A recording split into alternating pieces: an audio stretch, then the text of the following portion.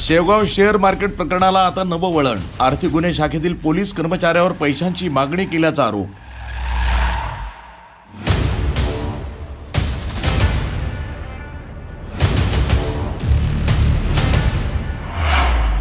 Viral व्हिडिओनंतर खळबळ. शेवगाव फसवणूक प्रकरणामध्ये निष्पक्ष चौकशीची मागणी.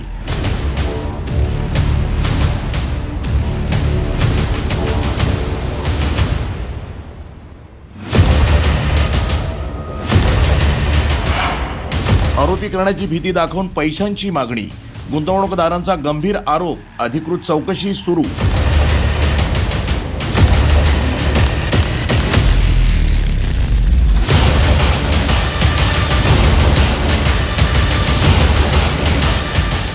अहिल्यानगर जिल्ह्यातील शेवगाव येथील बहुचर्चित कथित शेअर मार्केट फसवणूक प्रकरणाला आता नवं वळण मिळालंय.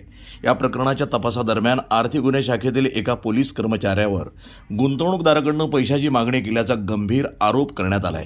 या संदर्भातील एक कथित व्हिडिओ सोशल मीडियावर व्हायरल झाल्यानंतर संपूर्ण प्रकरणाची निष्पक्ष चौकशी करण्याची मागणी आता जोर धरू लागली.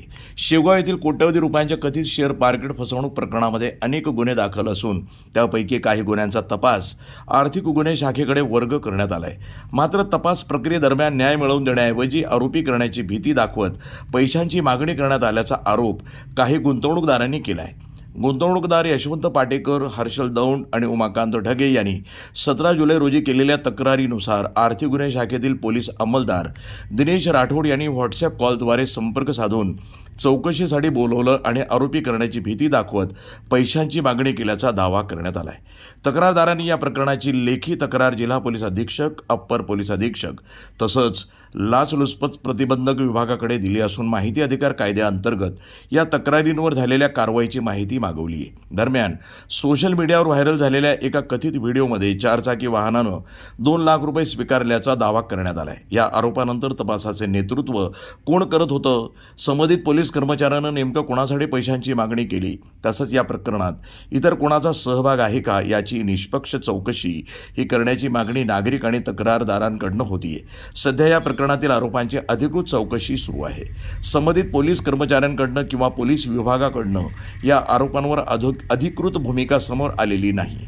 चौकशीनंतरच या प्रकरणातील सत्य परिस्थिती स्पष्ट होणार आहे. बस कोर्टात काय करीत होते? एक आरोपी अटक केलाय सेनापती बापटच्या संस्थेच्या. त्याचं रिमांड होतं, पण ते कोर्ट गेलेलं आहे खाली चौकशीला. त्याला यायला 5:30 वाजणार आहेत. म्हणजे मग फिशट बाय बसलेलो होतो.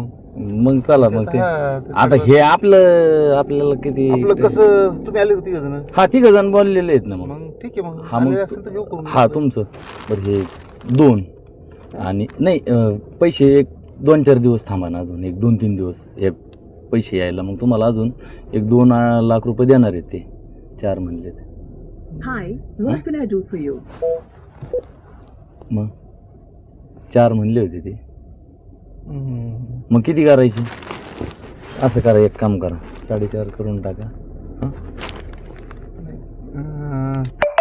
ठीक आहे, थांबा, राहू दे. आज नका येऊ. ते एकदा तुम्ही बोललो तसं करा, मग मग तसं करायचं. आज नका येऊ. नाही ऐका ना, ते पैसे येणार आहेत. पैशाला काय तुम्हाला पहिलं सगळं करून घ्या. कारण मला तसं समोर पण मला बोलावं लागेल. तसं हे नाही करता. तसं करा. मग एक 2 दिवस थांबा, 2 ते 3 दिवस ते म्हणले. मग पैसे यायला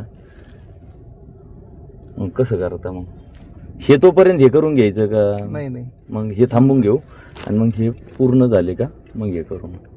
चालतंय, ठीक आहे. मग तसं ते ना घेऊन काय होतं काय ऐका ना. नाही तसं नको, कारण समोरच्या मला पण थोडंसं हे राहील ना. मी काय म्हणतो ऐका ना, तुम्हाला आहे ना, तुम्हाला अजून 2 तर देतोय ना. ते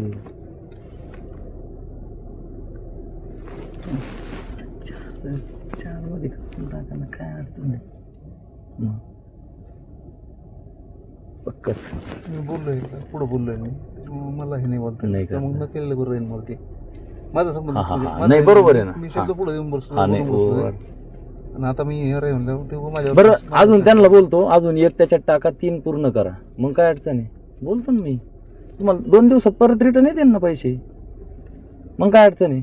फक्त 2 नाही तर 3 दिवस होते, एवढाच विषय होईल. मग काय अडचण आहे? तुम्हाला अजून 3 लाख रुपये त्यांना सांगतो, ते काय होत नाही तेवढ्यात तुम्ही म्हणलेले, त्यात अजून 1 लाख रुपये वाढून द्या, ते सांगून टाकी. तो कशात लक्ष्मी हे करताय? ठीक आहे, मग परवा दिवशी बोलवतो. मग मी परवा दिवशी येता येईल. परवा दिवशी हा, पण मग एखादा दिवस मागं पुढं असंच मग. ठीक आहे, काय तिसऱ्या दिवशी चाल. हां, बाकी दोघं घेऊन या बरं कुठे हां त्यावेळेस बाकी दोघं घेऊन या. हां, यांना दोघाला परवा दिवशी मग असं 1-8 दिवस मागं पुढं करून चालेल. चाल. पहिलं येऊन जा, नंतर मग पुढे. हां हां हां.